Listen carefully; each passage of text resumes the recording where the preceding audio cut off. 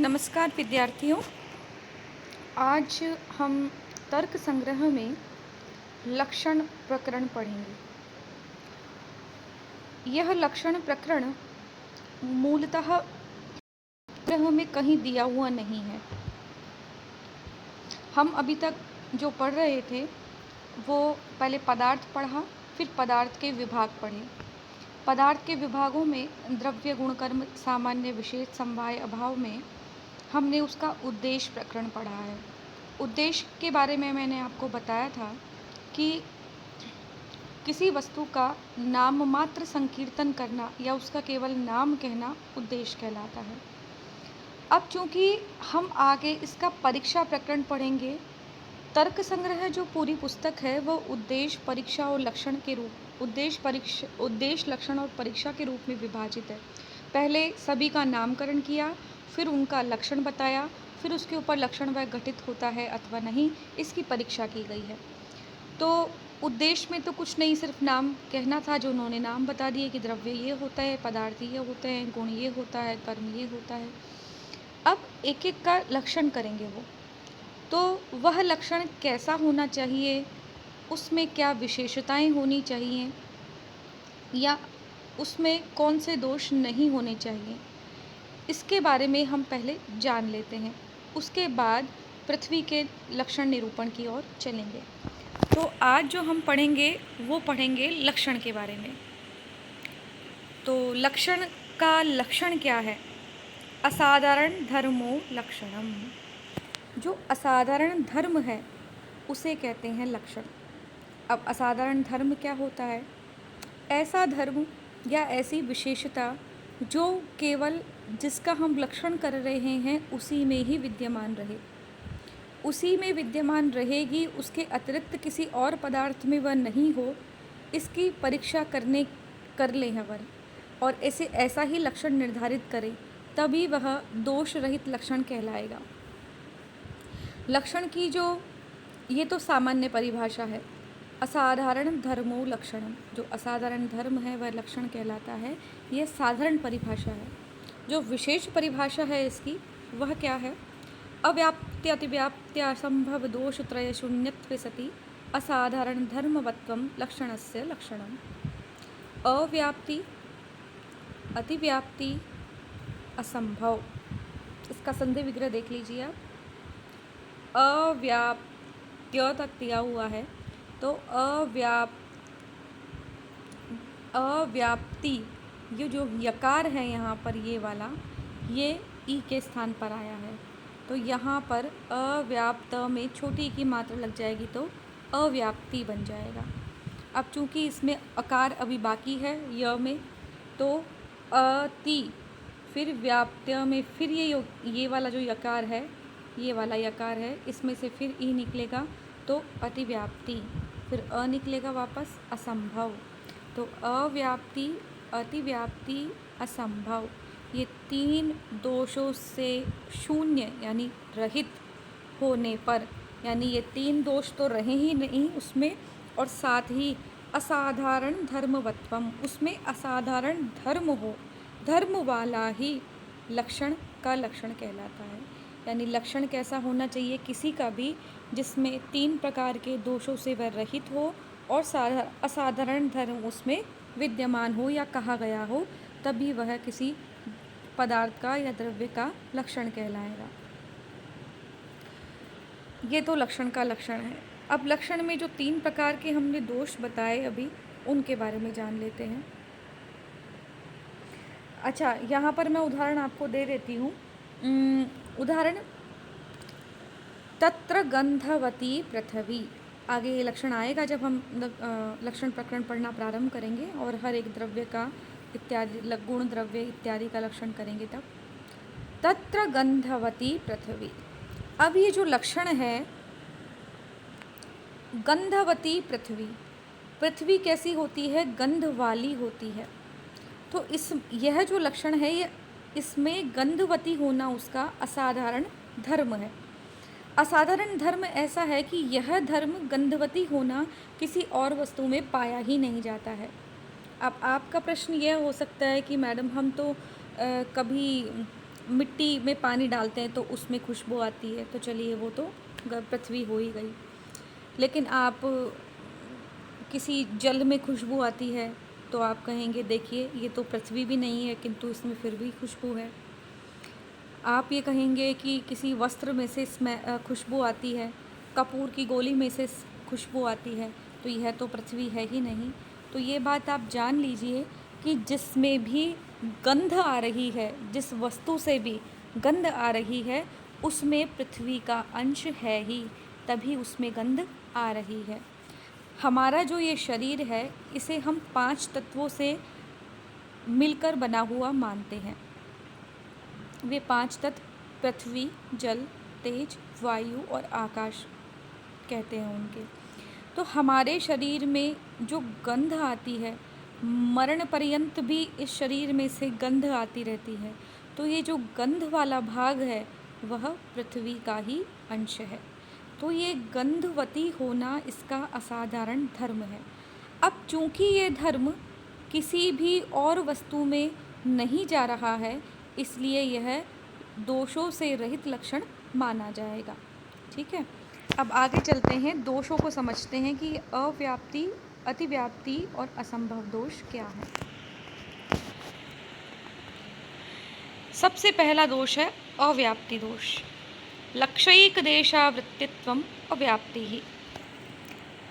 लक्ष्य के एक भाग में न रहना। लक्ष्य एक देश, देश का मतलब होता है स्थान या भाग। लक्ष्य के एक भाग में, वृत्ति का मतलब मैंने आपको पहले रहना बताया था, और अवृत्ति का मतलब होता है नहीं रहना। अवृत्तित्वम नहीं रहने का भाव, म में से अ निकलेगा, अव्याप्ति ही। यहाँ पर म में से अ निकलेगा तो क्या बनेगा, अव्याप्ति ही। लक्ष्यैक देशा, लक्ष्य के एक देश में अवृत्तित्वम, एक भाग में अवृत्तित्वम यानी नहीं रहना ही अव्याप्ति दोष कहलाता है।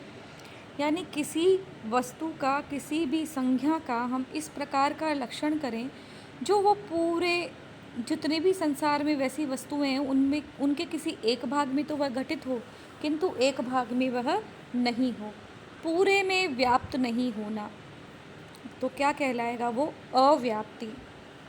उदाहरण देखिए, कपिलत्वम गौर लक्षणम।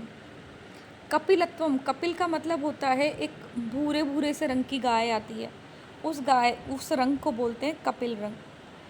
ठीक है, तो वो भूरे रंग की जो गाय है, ऐसा कहा जाए कि गाय का लक्षण है कपिलत्वम गौर लक्षणम, कि कपिला जो गाय होती है या कपिल रंग की या भूरे रंग की जो गाय होती है, बस यही गाय का लक्षण है, उसी को गाय कहते हैं। अब इस प्रकार का अगर हम लक्षण करें तो यह लक्षण कैसे दोष से युक्त होगा, अव्याप्ति दोष से। क्यों होगा, क्योंकि जितनी भी सफ़ेद रंग की गायें हैं या अथवा और काले रंग की भी गायें होती हैं, उनमें यह लक्षण नहीं जाएगा। तो किसी के गाय की जितनी भी प्रजातियां होती हैं, कितनी भी जातियां होती हैं, अथवा जितने भी रंग होते हैं गाय के, उन सभी रंगों के में से सिर्फ कपिल रंग की गायों में ही कपिलत्वम गौर लक्षणम वाला लक्षण जाएगा। दूसरी जो सफ़ेद अथवा और किसी रंग की गायें होती हैं उसमें यह लक्षण नहीं जाएगा। तो यह लक्षण किस प्रकार के दोष से युक्त हुआ, अव्याप्ति दोष से युक्त हुआ। तो लक्ष्य का मतलब है हमारी गाय लक्ष्य है, उसका हमने लक्षण किया है। एक होता है लक्षण, दूसरा होता है लक्ष्य। जिसका हम लक्षण कर रहे हैं वह कहलाएगा लक्ष्य। तो गाय नाम का जो लक्ष्य है हमारा, उसके एक देश में यानी कपिल वाली गाय में ही लक्षण का रहना अव्याप्ति दोष से युक्त होगा। आगे दूसरे पे चलते हैं। दूसरे प्रकार का दोष है अतिव्याप्ति दोष।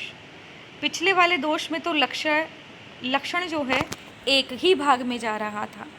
अब यहाँ क्या होगा, लक्ष्य वृत्तित्वे सति अलक्ष्य वृत्तित्वम अतिव्याप्ति ही। जब लक्ष्य जो लक्षण है हमारा वो हमारे लक्ष्य में तो वृत्तित्व रहे, किंतु अलक्ष्य जो हमारा लक्ष्य है ही नहीं तो उसमें भी वृत्तित्वम रहना अतिव्याप्ति कहलाता है। लक्ष्य क्या हमारा, गाय। अब गाय का कोई ऐसा लक्षण किया जाए जो गाय में तो जाए ही जाए, लक्ष्य वृत्तित्वम, हमारा जो लक्ष्य है गाय उसमें तो जाए ही जाए। जो अलक्ष्य है, गाय से इतर जो भैंसें हैं या कोई हिरण है का कुछ और भी है, उनमें अगर वह लक्षण चला जाए तो वो अलक्ष्य व्याप्ति हो जाएगा, अलक्ष्य वृत्ति हो जाएगा। तो इस प्रकार के लक्षण को, जो लक्ष्य में तो जाए ही जाए, संपूर्ण लक्ष्यों में जाए ही जाए, उसके इतर जितने भी अलक्ष्य हैं उनमें भी चला जाए, वह लक्षण होगा अतिव्याप्ति दोष से युक्त। लक्ष्य का, लक्ष्य एवं अलक्ष्य दोनों में जो लक्षण रहे वो अव्याप्ति दोष कहलाता है। जो लक्षण लक्ष्य के संपूर्ण भाग में घटित होता हुआ अलक्ष्य है उसमें भी घटित हो जाए, वह लक्षण अतिव्याप्ति दोष से युक्त होगा। उदाहरण के लिए श्रृंगित्वम गौर लक्षणम, कि सींग वाली होती है गाय, अगर गाय का यह लक्षण किया जाए, श्रृंगित्वम का मतलब होता है, श्रृंग का मतलब होता है सींग होना, तो सींग वाली गाय होती है। अगर यह गाय का लक्षण किया जाए, कोई व्यक्ति पूछे आपसे कि गाय कैसी होती है, जो व्यक्ति गाय को नहीं जानता है वो आपसे पूछे गाय कैसी होती है, और आपने कहा कि सींगों वाली गाय होती है, वह गया और उसने देखा जंगल में, ऐसे ही घूमते घूमते देखा तो कहीं जंगल जैसा रास्ता था, वहाँ पे हिरण दिखाई दिया, हिरण के सींग दिखे। सींग देखते ही उसने कहा कि अच्छा ऐसी होती है गाय। अब बताइए, इस प्रकार का लक्षण गाय में तो जा ही रहा था, अगर उसको गाय पहले दिख जाती तो हो सकता था वो गाय समझ लेता, पर गाय से इतर जितनी भी वस्तुएं, जितने भी जीव हैं जो सींग रखते हैं, उनमें भी यह लक्षण जाने लगेगा। तो इस प्रकार का ये लक्षण जो है वो अतिव्याप्ति दोष से युक्त होगा। अगला दोष है असंभव दोष। असंभव दोष मतलब लक्षण में, लक्षण जो हमने किया है वह लक्ष्य में जाए ही नहीं, वह उसका लक्षण हो ही नहीं। लक्ष्य मात्रा वृत्तित्वम, लक्ष्य मात्र अवृत्तित्वम, अर्थात लक्ष्य मात्र में ही अवृत्तित्वम, लक्षण का नहीं रहना ही असंभव दोष कहलाता है। जैसे उदाहरण दिया, एक शफवत्वम गौर लक्षणम, कि एक शफ वाली जो होती है, एक शफ का मतलब होता है खुर, शफ का मतलब होता है खुर, और खुर में गाय के बीच में से कटा हुआ होता है, तो दो खुर वाली होती है गाय, गाय हमेशा दो खुर वाली होती है। तो एक शफवत्वम गौर लक्षणम, इस प्रकार का लक्षण किया जाए तो यह तो गाय के लक्षण में जाएगा ही नहीं, क्योंकि गाय तो दो खुर वाली होती है। ध्यान दीजिएगा, तीनों दोषों में आप अंतर समझ लीजिए। पहले वाले में हमने लक्षण किया था कपिलत्वम गौर लक्षणम, वो गाय में जा रहा था लेकिन सभी प्रकार की गायों को वो कवर नहीं कर रहा था, सिर्फ एक विशेष प्रकार की गाय में जा रहा था, तो वह कैसा दोष हुआ? अव्याप्ति दोष। फिर हमने लक्षण किया श्रृंगित्वम गौर लक्षणम, तो वह लक्षण जो था वो सभी प्रकार की गायों में तो जा ही रहा था, उसके अतिरिक्त गाय से अतिरिक्त जितने भी पशु हैं जो सींग रखते हैं उनमें भी वह जा रहा था, तो वह कैसा लक्षण होगा? अति व्याप्ति। और अब जो है वो गाय में ही नहीं जा रहा है, यानी जो हमारा लक्ष्य है उसमें ही नहीं जा रहा है। एक शफवत्वम गौर लक्षणम, एक शफ वाली गाय होती है, तो लक्ष्य के किसी भी भाग में नहीं जाना या लक्ष्य में नहीं रहने के कारण यह असंभव दोष से युक्त लक्षण है। तो लक्षण हमेशा कैसा होना चाहिए? लक्षण हमेशा ऐसा होना चाहिए जिसमें किसी प्रकार का न तो अतिव्याप्ति दोष हो, न अव्याप्ति दोष हो, न असंभव दोष हो। इन तीनों दोषों से जो रहित हो वह लक्षण लक्षण कहलाता है। और साथ में कैसा हो? असाधारण धर्म वाला। अब गाय का लक्षण क्या किया जाए जो तीनों दोषों से रहित हो? तो हम गाय का लक्षण कर सकते हैं शासनादिमत्वम गौर लक्षणम, जो गाय के गले में कुछ लटका हुआ होता है वह कहलाती है सासना। तो ये सासना केवल गाय में ही पाई जाती है, तो ये सासनादि मत्व होना, सासनादि मति होना गाय का, इसका असाधारण धर्म है। और ये असाधारण धर्म से युक्त होने के कारण ही यह जो सासनादि मत्वम गौर लक्षणम लक्षण है, यह दोष त्रय से शून्य है। इस प्रकार हमने आज लक्षणों के बारे में जान लिया। यह आपके परीक्षा में प्रश्नों के रूप में पूछा जा सकता है कि लक्षण का लक्षण क्या होता है अथवा लक्षण के जो 3 प्रकार के दोष हैं वो कौन कौन से होते हैं। मैं आपको फिर से कहती हूँ ये बात कि तर्क संग्रह में कहीं पर भी लक्षण के बारे में या उसके इन तीनों दोषों के बारे में या उसके लक्षणों के बारे में कहीं भी ज़िक्र नहीं है। यह समझाने की दृष्टि से आपको बताया गया है। अब आपका इसके लिए औचित्य क्या है इसको पढ़ने का, वो यह है कि यह आप जब कभी भी तत्र गंधवती पृथ्वी साद्विधा नित्या नित्या च नित्या परमाणु रूपा अनित्या कार्य रूपा, ये आगे आपके आएगा। तब जब वहाँ कहीं भी किसी का लक्षण दिया गया हो तब वहाँ लक्षण वाले बातों में आप विशेष में टिप्पणी के रूप में इन सब बातों को लिख सकते हैं, अथवा आप व्याख्या में भी इसको समाहित कर सकते हैं। इससे आपकी व्याख्या परिपुष्ट होगी, अच्छी होगी और सही तरीके से व्याख्यायित होगी। तो ये आपकी परीक्षा की दृष्टि से बहुत ज़रूरी है कि आप इन सब के बारे में जानें। यह एक दर्शन के लिए सामान्य ज्ञान है जिसको आपको जानना ही चाहिए। अब आज के जो अभ्यास प्रश्न हैं वे हैं लक्षणस्य लक्षणम किम, लक्षण का लक्षण क्या है, उद्देश्य नाम किम, उद्देश्य का अर्थ क्या होता है, परीक्षा का भवती, लक्षणम लिखत, परीक्षा क्या होती है उसका लक्षण लिखिए, सामान्यम कतिविधः भवती, सामान्य कितने प्रकार का होता है लिखिए उसके बारे में, और समवायस्य परिभाषा लिखत, समवाय की परिभाषा लिखिए। आज के लिए इतना ही। अगले वीडियो में हम पृथ्वी निरूपण पढ़ेंगे। पृथ्वी का लक्षण क्या किया गया है, किस प्रकार की होती है, और इस पूरे ब्रह्मांड में, इस पूरी पृथ्वी पर हम पृथ्वी अंश को कैसे पहचानेंगे इसके बारे में पढ़ेंगे। धन्यवाद।